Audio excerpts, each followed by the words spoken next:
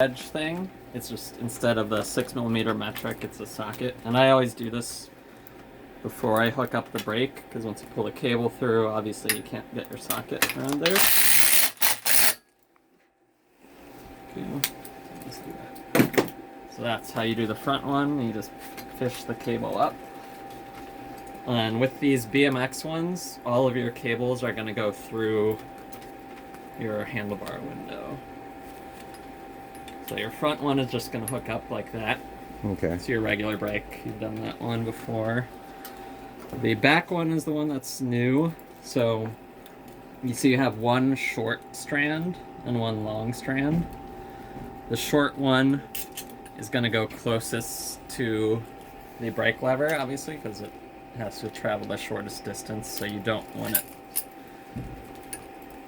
it going like that. Okay. It wouldn't make too much of a difference, but that's the proper way, is take your short one.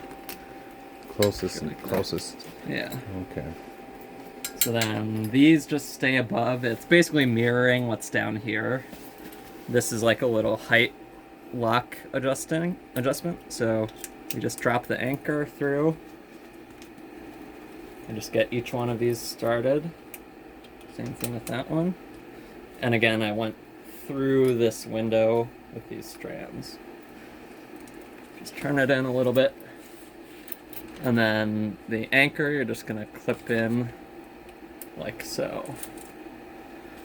So that's what transmits your cable pull from this half of it to the back half. Mechanical interlink.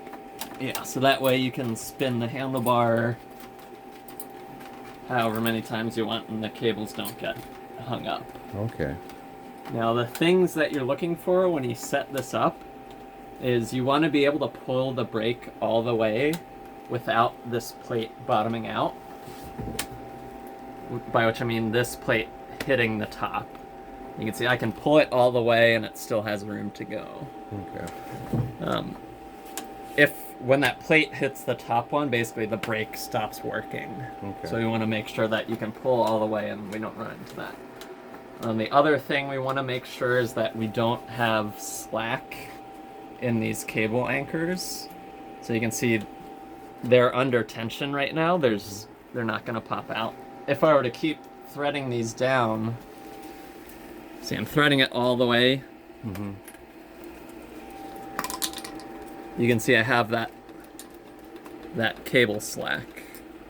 There's this dead space where I have to pull it that far until it actually starts lifting it.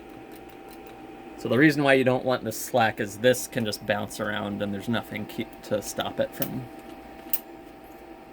coming out. And then if it does that, all of a sudden your brake stops working. Okay. So that's why usually with these, you'll typically only thread these in a little bit, because the more I screw this barrel adjuster in, it's just putting the anchor further and further down. So you just thread it in a little bit, hook up the anchors, and then I don't have any slack. Okay. But you have a lot of adjustment because you have the adjusters up here. If there was still slack in the cable, I can just back these lower ones down. And that's pulling the lower anchors further down. So Okay. that one is good. You can see a little bit of movement in the plate, how it flips.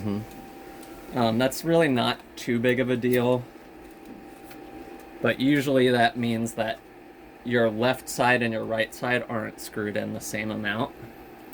So like if I screw this one in really far and this one is barely screwed in, it's really pronounced. Okay.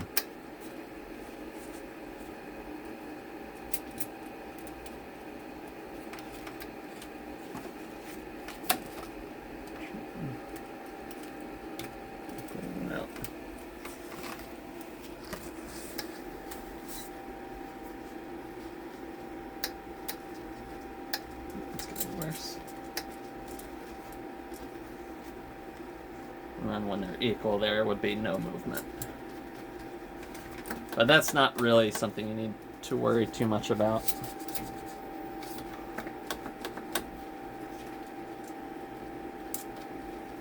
On these hex bolts, I just kind of turn so that the height stays where we adjusted it. Okay. So you would hook this up, and then if the brake is loose, it's just your standard adjustment here. You could either do micro adjustments, tighten the cable by backing that out, or actually put your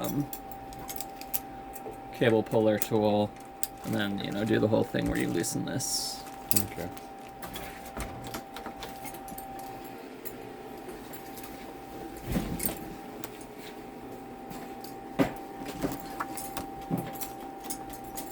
About 2 pounds of pressure.